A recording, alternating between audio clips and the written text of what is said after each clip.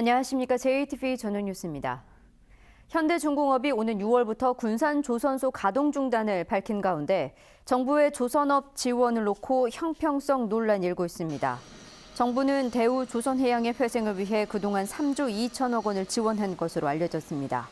이후 대우 조선해양에 대한 공적 자금 투입이 부적절하다는 반론이 커지자 정부는 현대중공업의 경우 현금 지원 대신 해경 함정이나 군함 발주 같은 대체안으로 변경했습니다. 그러나 군산 조선소의 경우 군함을 만들 여건이 되지 않기 때문에 정부의 군산 조선업 지원 대책이 겉돌고 있다는 비판이 커지고 있습니다. 전라북도 상공인들이 군산 조선소의 존치를 위해 정부와 정치권이 적극적으로 나서줄 것을 촉구했습니다. 전북 상공회수협의회는 성명에서 현대중공업이 최소한의 선박 수주 물량을 군산에 배정해달라는 요구를 묵살하고 조선소의 가동 중단을 공식화한 데 대해 울분을 넘어 분노하지 않을 수 없다고 말했습니다. 전북 상협은 이젠 정부와 정치권이 해답을 제시해야 한다며 현대중공업을 설득하고 정상화를 위한 대안을 제시해 줄 것을 촉구했습니다. 전북교육청이 사학법을 위반한 사립학교에 대해 과태료를 부과하는 것을 검토하고 있습니다. 도교육청은 사립학교들이 사학법을 위반해도 징계 요구 외에 별다른 처분 방법이 없다며 내부 규정을 만들어 과태료를 부과하는 현실적인 제재 방안을 도입하기로 했습니다. 또 사립학교에서 입학과 성적 비리가 적발되면 즉시 학금 감축 등을 적용하고 일부 학교의 중교 교육은 반드시 학생 선택권을 부여하도록 했습니다. 조기 대선을 앞두고 전북의 주도권을 잡으려는 더불어민주당과 국민의당의 신경전이 갈수록 커지고 있습니다. 국민의당 정동영 의원은 지난 9일 신년 기자회견을 통해 문재인 전 더민주 대표를 청산해야 할 기득권 세력이라고 말했고 조배석 의원은 문 전 대표의 일자리 공약을 현실성이 없다며 비판했습니다. 그동안 맞대응을 자제해온 더불어민주당은 국민의당이 패배주의 발상에 사로잡혔고 최근 국민의당 유성엽 의원이 SNS에서 삼성 이재용 부회장의 구속수사 재판을 반대하는 등 민심을 제대로 읽지 못한다며 국민의당의 각성을 촉구했습니다. 미국산 수입 달걀이 오늘부터 시중에 본격 유통되면서 달걀 값이 떨어지고 있습니다. 한국농수산식품유통공사에 따르면 지난 16일 9,518원까지 올랐던 달걀 평균 소매가는 오늘 9,180원까지 떨어졌습니다.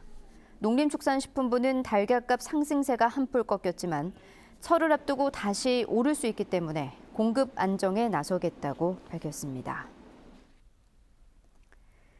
가을 배추와 건고추, 양파 등 7가지 농산물이 농산물 가격 안정 지원 사업의 올해 대상으로 최종 결정됐습니다.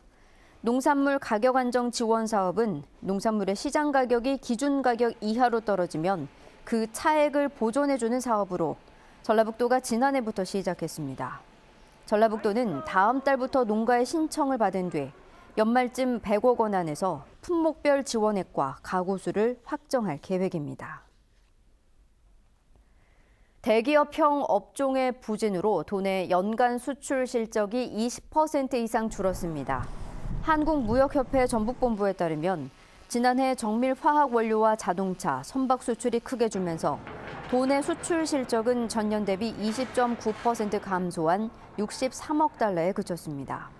지역별로는 중국과 베트남, 사우디의 수출이 30%에서 최대 50%까지 줄어든 반면 미국과 일본 수출은 상승했습니다. 무역협회는 올해도 세계 경제가 부진하겠지만 미국 등 선진국과 주요 신흥국의 수요가 회복되면서 전라북도의 수출은 5.2% 성장한 66억 달러에 이를 것으로 전망했습니다. 서해안에 내린 폭설로 항공기와 여객선 결항이 잇따랐습니다.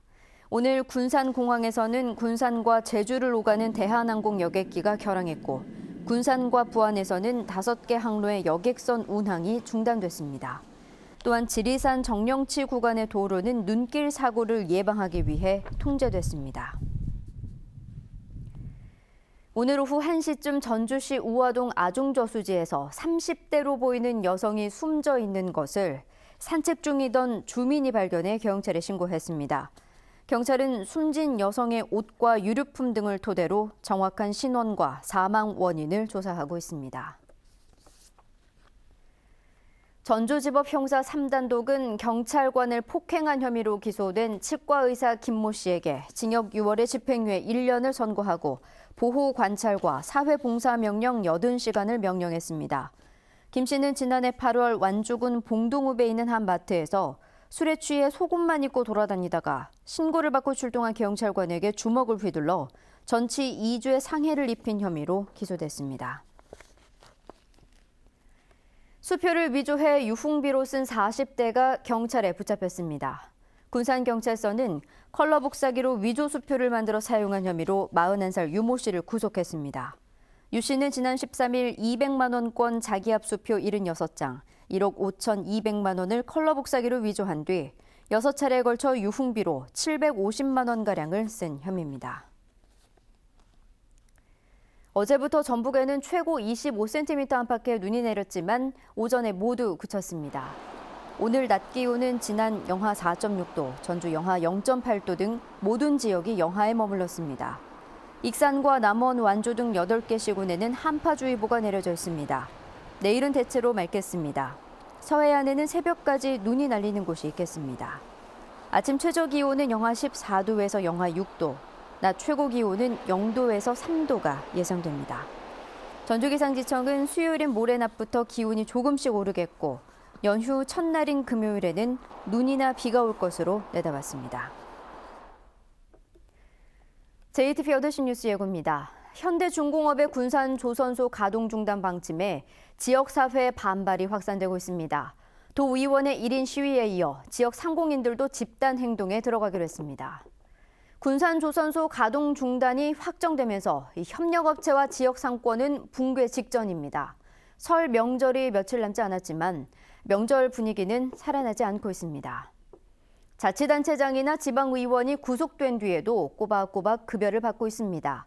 지급되는 급여 기준도 기관별로 달라 논란이 일고 있습니다. 도내에서 가장 큰 정수시설인 익산 신흥정수장에 철새들이 몰려들고 있습니다. 식수원이다 보니 방역이 불가능해 AI 감염에 대한 우려의 목소리가 있지만 익산시는 아무런 대책도 없습니다. JTBC 8시 뉴스에서 자세한 소식 전해드리겠습니다.